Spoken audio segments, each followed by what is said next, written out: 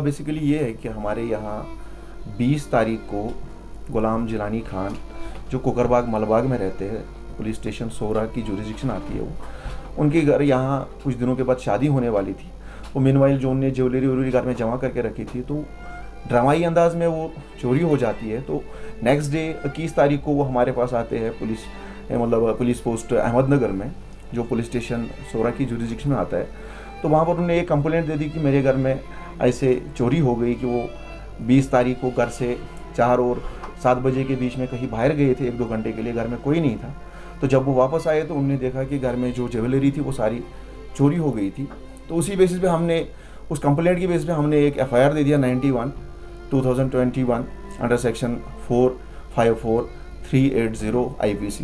तो investigation start हुई हमारी तरफ से 21 तारीख से। तो उसमें हमारे जो SSP श्रीनगर हैं श्री संदीप चौधरी जी IPS, उन्होंने एक टीम बनाई मेरी सुपरविजन में, जिसकी क़यादत SDPO कंसर्न शफात साहब कर रहे थे। उसके अलावा उसमें मेंबरान SHO सोरा तनवीर साहब थे, जो इंचार्ज पुलिस पोस्ट हमारे थे मोहम्मद अमीन साहब, ये भी उसमें थे। तो हम लोगों ने फौरी तौर पर उस पर कार्रवाई स्टार्ट की। जो हमारी टेक्निकल एनालिसिस थी, जो हमारी आसपास जो हमारे क्लूज़ मिले, जितने भी हमारी आसपास शवाहिद मिले, तो उसकी बेसिस पे हमने कई सस्पेक्ट्स बुलाए, उनसे बातचीत की, उनकी क्वेश्चनिंग की। तो फाइनली आज सुबह यानी 20 तारीख को हमें उस केस में एक बड़ी कामयाबी मिली।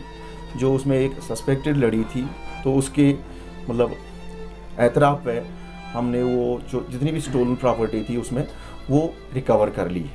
तो कुल मिला तो आपके सामने ये हमने प्रॉपर्टी रखी है, जो स्टोलन प्रॉपर्टी है। आप देख सकते हैं कि ये 60-70 लाख से कम तो है नहीं। तो इनके घर में कुछ दिनों के बाद शादी होने वाली थी, इनकी बेटी की शादी होने वाली थी। इन बेचारों ने ज़िंदगी भर की पूंजी इसमें लगाई थी।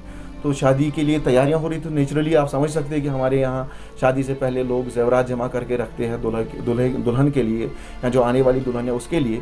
तो उनने जमा करके रखे थे। तो आप देख सकते हैं कि कम से कम ये 60-70 लाख से कम तो चोरी नहीं। बिल्कुल बेसिकली जो घर के जो फर्द थे, जब हम अफराद थे, उनसे हमारी बात जब हुई, तो उसमें कई लोगों का उसमें हम पूछताछ कर रहे थे। लेकिन उन्होंने ये एक हमें पिन पॉइंट करके दे दिया कि ये इसमें जो ये लड़ी है ये उनके मकान के साथ में ही रहती है, उनके घर आना जाना है। तो शकावरों की लिस्ट में ये टॉप प्रायोरिटी पे थी। तो बट लड़ी थी, थोड़ा सा हमें बड़े सोच समझ के उससे पूछताछ करनी थी, कानून को मद्देनजर रख के पूछताछ करनी थी। तो फाइनली हम इसमें कामयाब हो गए। और अरेस्ट कितने हुए सर इसमें? अभी तक अरेस्ट इसमें वही लेडी हुई है जो सस्पेक्टेड लेडी थी, जिसके यहाँ से हमने ये माल जो है स्टोलन प्रॉपर्टी थी रिकवर की है। तो अभी और पूछताछ जारी रहेगी बाकी लोगों की भी। तो इससे चल व्हीकल्स की चोरी नहीं हुई थी, हो सकता कुछ गाड़ियों का तेल निकाला गया था रात को। तो मैं ऐसे लोगों से अपील करता हूँ कि वो जहाँ पर ये बस स्टॉप है, जहाँ पर ये इनके सोमो स्टैंड है, वहाँ पर चौकीदार रखा करे, क्योंकि तेल वेल की चोरियाँ रोकने के लिए वो सबसे अच्छा मेथड है। और दूसरा मैं लोगों से अपील करता हूँ कि वो अगर CCTV लगाए तो उससे चोरियाँ रोकने में हमें काफ़ी मदद मिलेगी। दो चीज़ें थी। सबसे पहले जो उन्होंने ये ज्वेलरी रखी थी, ये इतनी सेफ नहीं थी। चाबी वहाँ रख देना, फिर किसी और को भी दिखाना चाबी कहाँ है, ये हमारे जेवरात कहाँ है। किसी पे ऐसे जब इतनी आप समझ सकते हैं कि ज्वेलरी ह्यूज कॉस्ट में है, तो ऐसे में थोड़ा सा हमें ध्यान रखना चाहिए। किसी पे ज़्यादा भरोसा नहीं करना चाहिए, किसी पे भरोसा नहीं करना चाहिए हमें हर किसी पे कि हम उसको कहेंगे कि हमारे सेब कहाँ है, जेवरात कहाँ है, चाबी कहाँ है।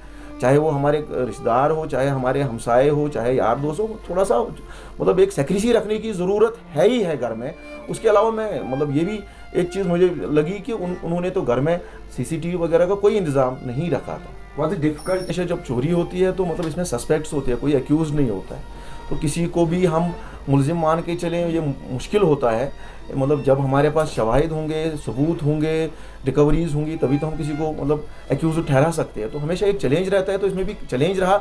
और सबसे बड़ा चैलेंज ये रहा कि इसमें जो मेन एक्यूज़ थी वो एक लेडी थी, और उसको डील करना, उसको ब्रेक करना, उससे कन्फेस करवाना, उससे रिकवरी करना, वो चैलेंज रहा हमारे लिए। लेकिन हमने बड़े कानूनी तरीके को अपनाते हुए 41 में उनको बुलाया, उनसे पूछताछ की। लेडी जो हमारी पुलिस लेडी है उनको साथ रखा, बाज़ाब्ता इसमें कानूनी तरीके से हमने काम किया और हम कामयाब हुए। और इसका नतीजा ये है कि एक प्रोफेशनल इन्वेस्टिगेशन हुई और उसका नतीजा ये आपके सामने बिल्कुल। अगर कॉमर्स शुरुआत जो अफराद खाना थे उनसे हमारी बात हुई कि इनके घर में आना जाना किसका है, कौन आता है कौन जाता है, उस दिन कौन आ सकता था कौन जा सकता था। मतलब उसी बुनियाद पे हमने ज़ीरोइंग की, तो ज़ीरोइंग में ये लड़ी हमें ज़ीरोइंग हुई, तो उसके बाद ही जब इसे पूछताछ शुरू हुई तो फाइनली हम कामयाब हुए।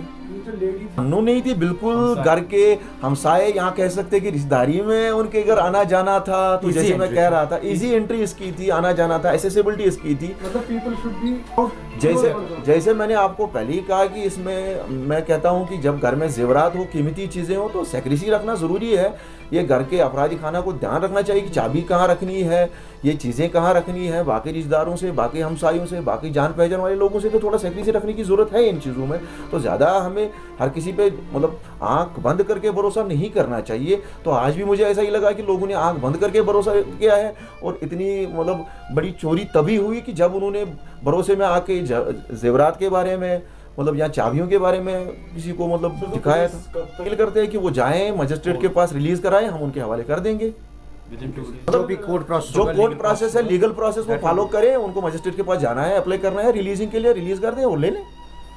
और मोर और लेस सम एक तो मैं अपनी टीम को क्रेडिट देना चाहता हूँ जिन्होंने इसमें इतने एफर्ट्स किए, सीरियसली इस केस को देखा, और दूसरा जो हमारे सीनियर ऑफिसरान साहिबान हैं उन्होंने भी इसमें हमें सीरियसली देखने के लिए कहा, और हम भी इसमें सीरियसली बैठे।